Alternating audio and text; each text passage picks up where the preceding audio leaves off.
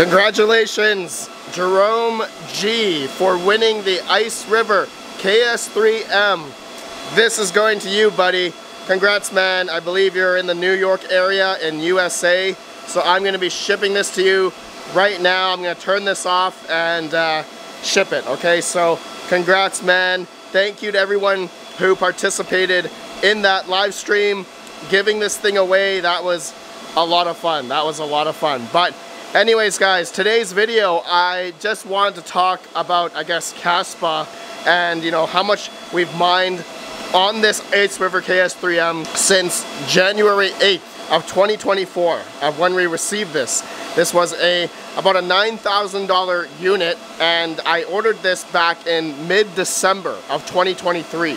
So I got it, you know, January 7th of 2024, turned it on, and ever since I have been mining and holding all the Kaspa. So far, as of it is January 4th, happy Independence Day to my American friends. I have mined about 52,000 Kaspa since then. So a good 6 months mining with this thing, and we gave it away about last week because we hit over 9,000, but because the price of Kaspa has been kind of coming down a bit, the value of the bag is no longer worth 9,000, but that doesn't matter. I promise to give it away once we hit 9,000 because the Kaspa went up almost 20 cents. So congrats, Jerome G. But anyways, guys, yeah, this KS3M, it's been an interesting test in a way for anyone who ordered one of these back in December of 2023. You know, you theoretically gotten your money back if you did the mining and HODL method.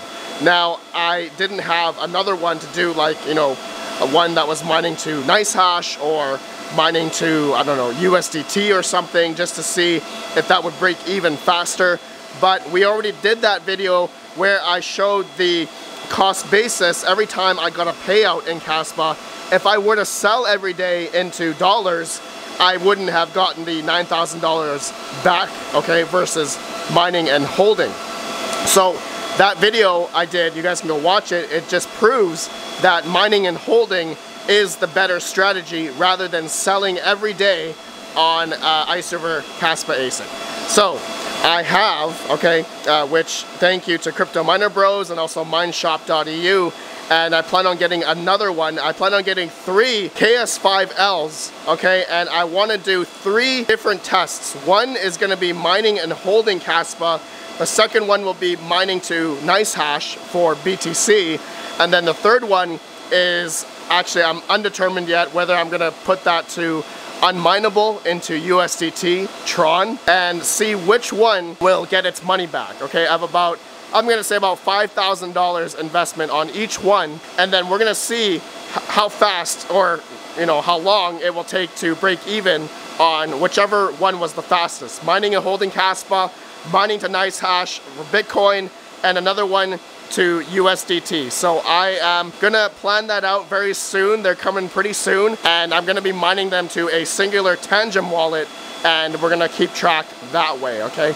And a little shill here from myself. Sorry, my voice is kind of out. I do have my own RPM Tangem. If you guys are interested, code RPM for 10% off. Link down below if you guys are interested. Okay, so I'm gonna turn this thing off just to show you guys. This KS3M is mining for 13 days. This is the one that I repasted, so it seems like it's getting a little bit more, you know, more hash rate.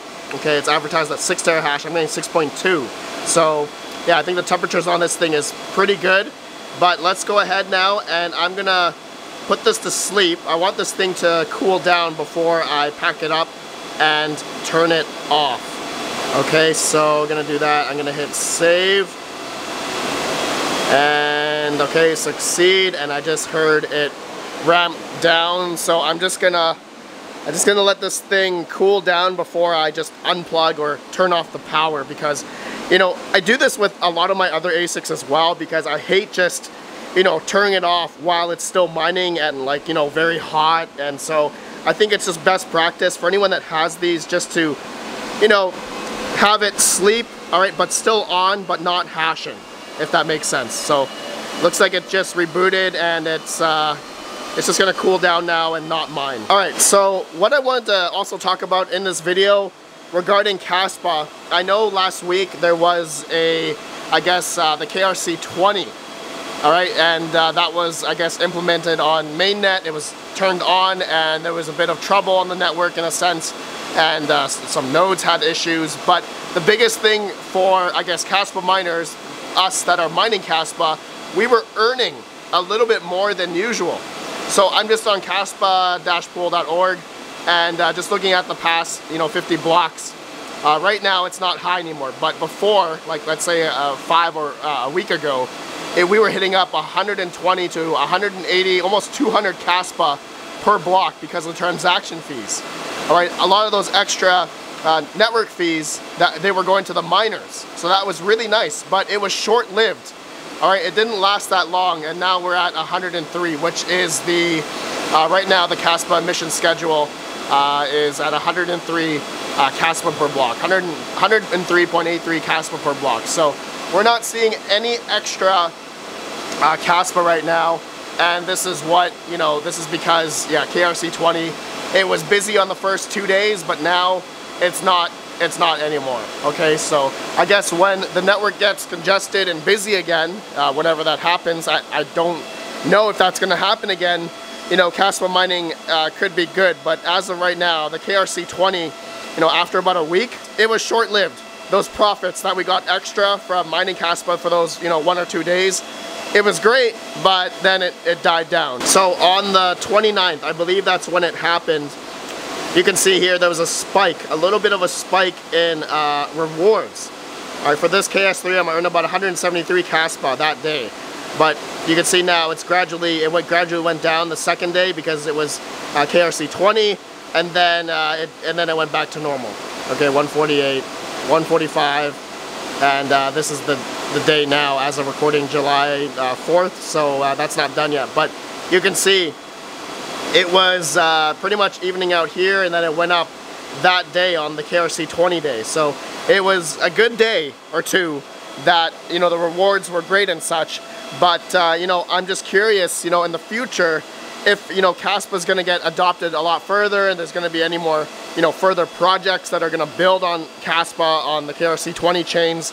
That would be good, obviously. But, since Kaspa is so fast, I feel like the transaction fees, depending on the adoption and all that kind of stuff, it's really not a lot right now. So we'll see in the future for Kaspa mining.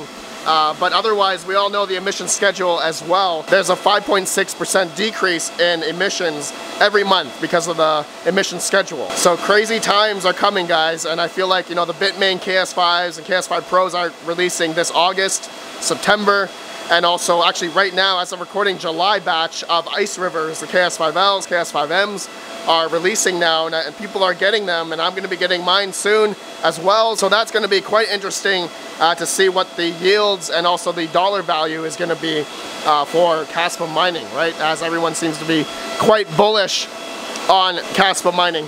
All right, I'm going to unplug this now, and let's just feel there's any heat coming out. Nope, it's all cool air. So that's all nice and cool. I'm going to turn this off.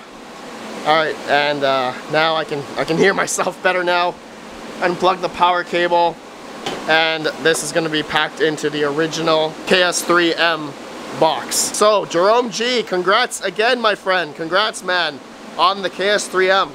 I guess, anyone who bought one of these and mined in January and mined and hodled, it worked out. People have gotten their money back for, I guess, the December batch on these KS3Ms. But alright guys, that's all I wanted to talk about. Let me know your thoughts regarding Kaspa mining, and I will see you all in the next video. You guys have a good one. Peace out. Peace out.